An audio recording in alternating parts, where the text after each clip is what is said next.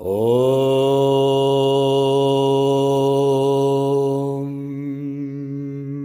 Kayena vacha manasyendrayirva Bhutyatmanava prakriti swabhava Karomi adyat sakalam paresma Narayana samarpayami Narayana samarpayami.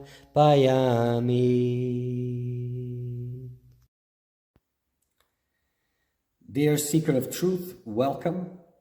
In this series of videos, we are going to talk about Bhakti Yoga, the path of devotion, of divine love, of God realization.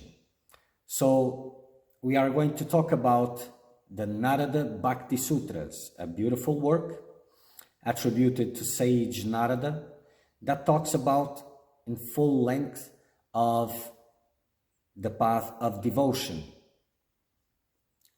May you all find inspiration in this work. May you all find meaning and purpose in your spiritual quest through these words. This kind of work, these words, these sutras, they bring light and they open the door to the life of the real quest for liberation. May you also find divine love in your heart.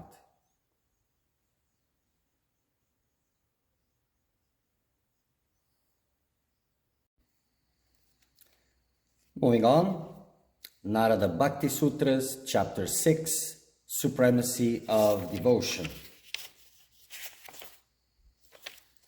Sutra 27.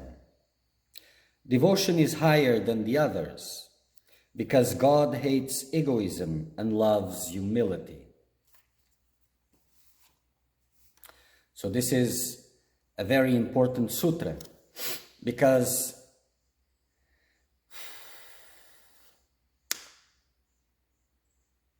in worldly activities, in worldly life, egotism, especially these days, rises and is praised in a sense. People always try to be better than others, be more important than others, always to go above others. This is egoism. But God doesn't see the egoistic one. He doesn't. He sees the humble ones. He doesn't like pride. He likes humbleness.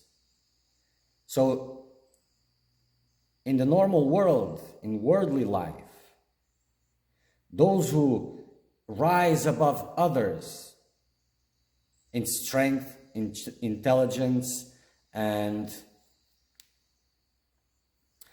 not that rise above others, but that try to rise above others, that try to be better than others. These are praised in the world. But those who come out, who appear first in the eyes of God, are those who are humble. Those who don't need to be better than others, to appear more than others.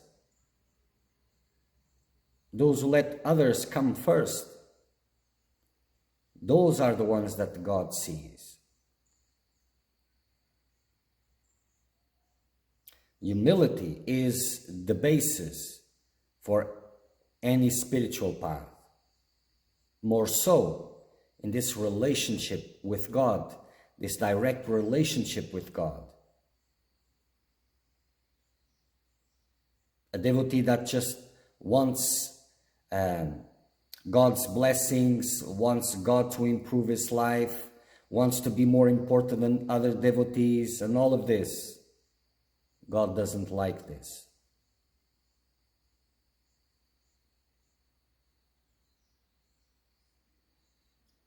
So when you reach a level of seriousness in your spiritual path. Humility has to come as one of the pillars of your daily work. Because without humility, there's no surrender. Without surrender, there's no real devotion. As long as egoism is there, your heart is dry. Dry to the higher life, to the breath of God in you. So humility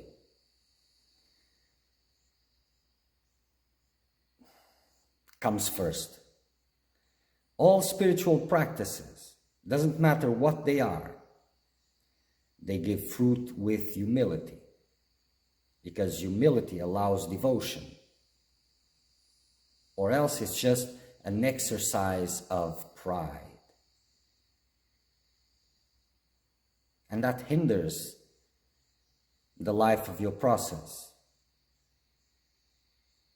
As it is an egotistic undertaking, it will not go. So let's go to some points.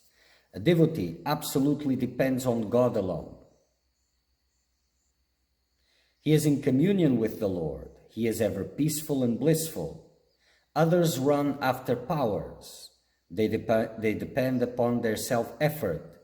They fall and become miserable. So the devotee absolutely depends on God alone. Even his strength, or what he could call his strength, he knows that it is God's blessing, it is God's strength. So everything for the devotee comes from God and God alone. He depends on God alone, not on anything else, not on personal capabilities, personal strength, will, all of that. He exerts that, but he acknowledges it is God's gift, it is God's strength, it is God's blessing. He is in constant communion with the Lord. And this can only be achieved through humbleness. He is ever peaceful and blissful. Others run after powers and other things.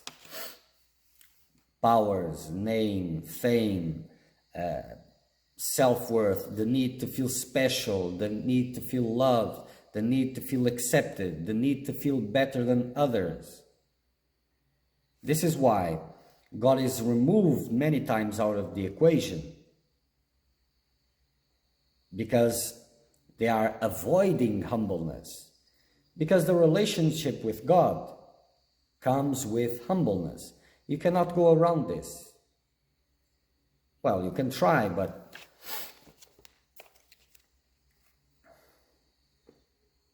they depend upon their self-effort. They fall and become miserable.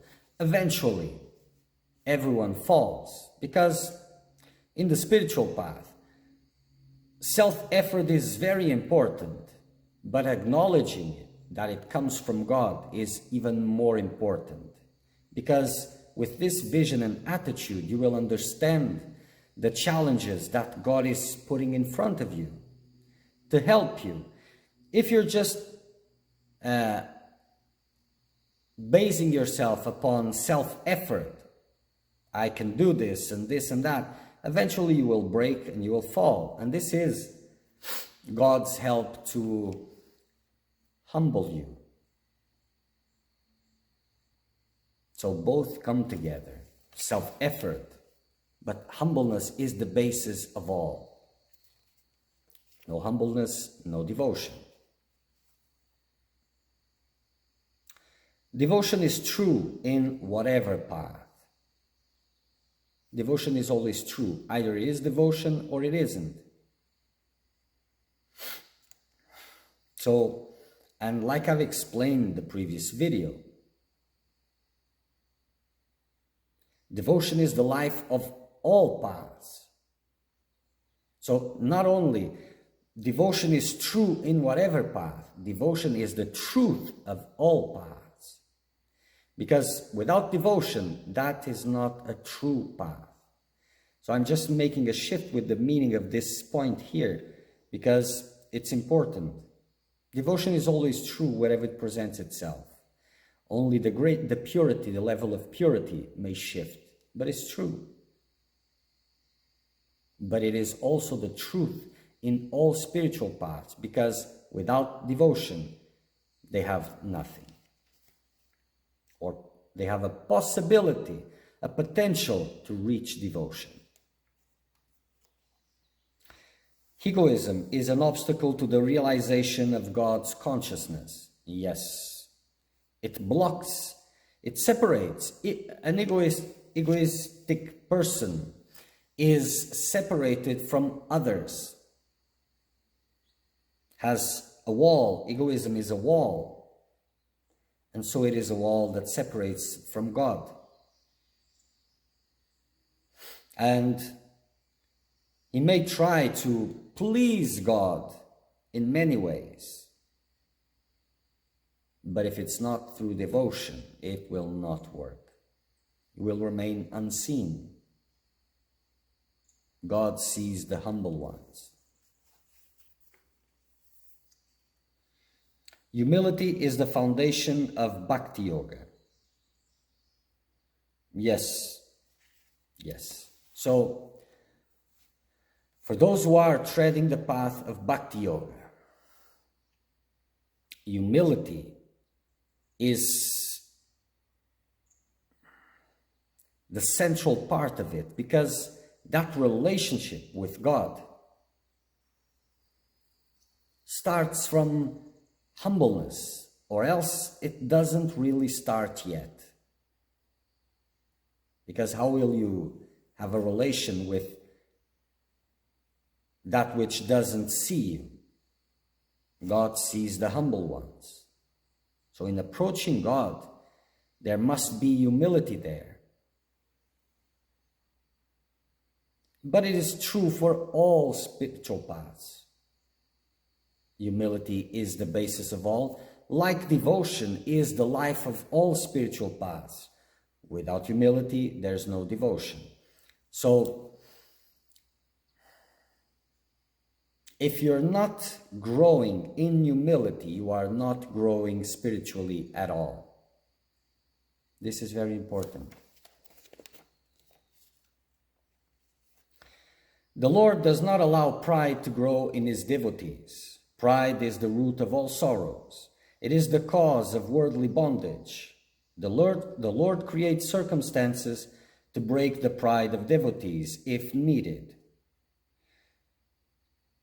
Like the story of Indra in the mountain of Vrindavan, where Krishna shifted the worshipping that was going towards Indra, shifted towards the mountain of Vrindavan. Then Indra got very angry with the people that were adoring the mountain instead of himself, and made a lot of confusion. All of this before realizing that who was Krishna, what he was doing, and then humbling himself down. So such beautiful stories are there. But these stories are all around, between guru-disciple, between the guru and his devotees, God and his devotees. It's always the same story, because it's always the same principle. So many times, circumstances are created to allow humility to be there. So, for example, the seeker goes to live in an ashram. So, by living in an ashram, he is getting food, shelter, but above all, guidance.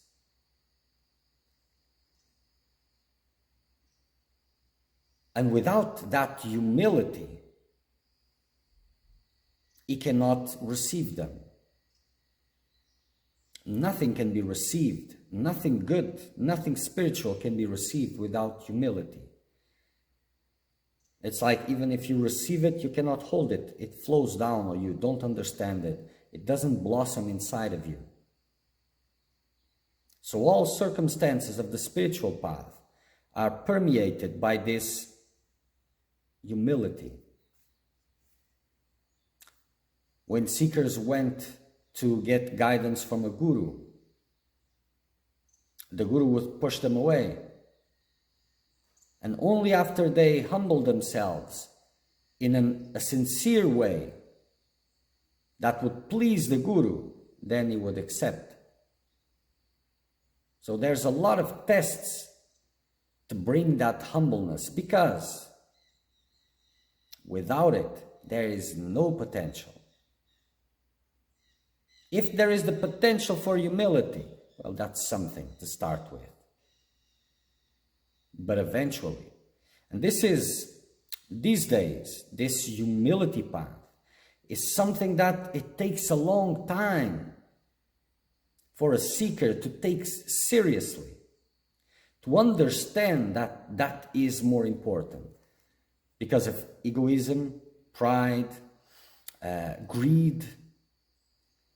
Seekers want to go to the big teachings, jumping the first stages. But humility is the big teaching.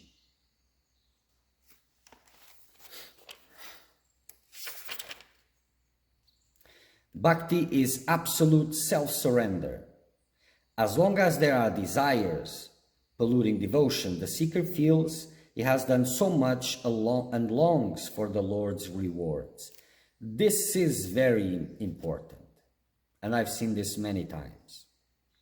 So, absolute self-surrender, this is why that circumstances that the seeker cannot understand, that come contrary to his desires, to his expectations, this is why these circumstances are needed, to give a chance to that seeker, to that devotee, to develop surrender. And this is very common. Devotees or seekers doing a lot of sacrifices and all of that, but expectation is there. The hope for the rewards are there. Then with these circumstances that come with the opportunity of self-surrender arise,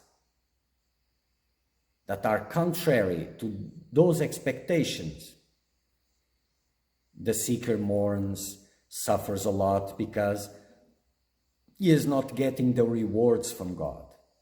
But humility is the biggest reward of all, because it allows devotion. And devotion is the life in the heart of the devotee. The benefit, the thing is that the egotistic one feels that his love is so special and he is giving to God like God was a man. He is doing all for God, and God doesn't rewards. And he fails to perceive that the sweetness of the nectar of loving God is having that love in your heart. But they are full of desires. They cannot see that beauty. They cannot live that beauty. Their desires are lurking, so they suffer. And has this thought, I've done so much, but yet, or it doesn't have value enough, or God is not recognizing, or whatever. God, Guru, whatever the relation is.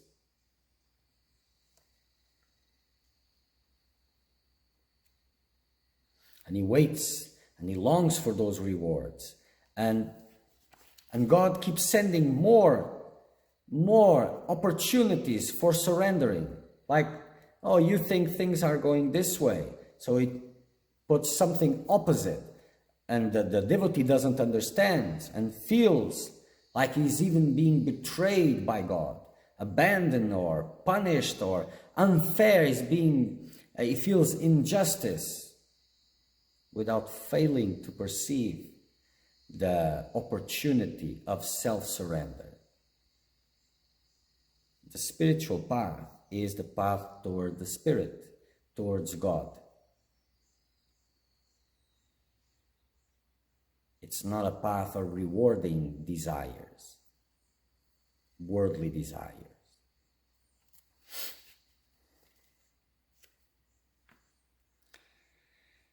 In true devotion, there's no room for pride of one's efforts or spiritual discipline. There's no room for desires or boons from God. And in the stories, we see that the asuras, the demons, always wanted they could do strong austerities, and they wanted big rewards like immortality or this power, that power, and this and that, or conquer the world, be kings of everything, always like this. But the real devotees, when they didn't ask, but when they were offered the boon, they would choose the constant remembrance of God, or the possibility to have a direct relationship with God continuously. So these were the requests of the devotees, the pures in heart. They didn't want anything else. A devotee feels he is an instrument in the hands of God, and God does everything for him. While the prideful one, full of desires, may think, oh, he does everything for me, gratification of these desires. That's not really the case. First, you purify yourself, then you come before God. Humility is the greatest of all virtues. All other virtues cling to the man who is endowed with humility. This is a beautiful point. This is why it is here, and it is very true. Humility is the base of all other virtues. If humility is not there, other virtues, if present, will be defective.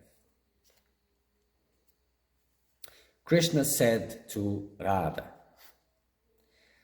"There are those who think themselves separate from me. I rob them of their all, and then, when they see me, all the ties of the world disappears." Interesting. There are those, the worldly minded, who kill the self in them.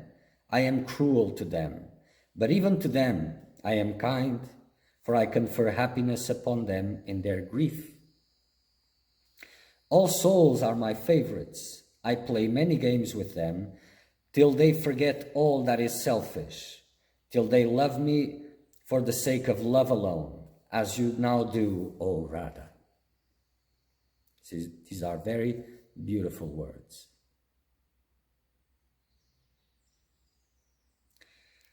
So I'll try to go point by point. There are those who think themselves separate from me. I rob them their all, and then when they see me, all the ties of the world disappears.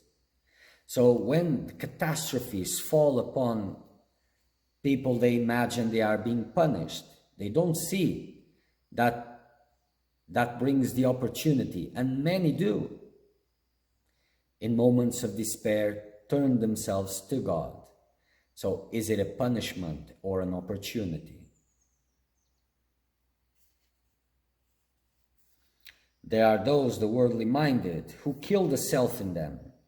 I am cruel to them, but even to them I am kind, for I confer happiness upon them in their grief. Because all souls are my favorites. There's none which is not favorite. All are my favorites. I play many games with them, till they forget all that is selfish, till they love me for the sake of love alone, as you now do, O Radha. Okay. Tvameva mata cha pita tvameva tvameva bandhushka sakha tvameva tvameva vidya dravinam tvameva tvameva sarvam mama deva deva. Tvameva sarvam mama deva deva.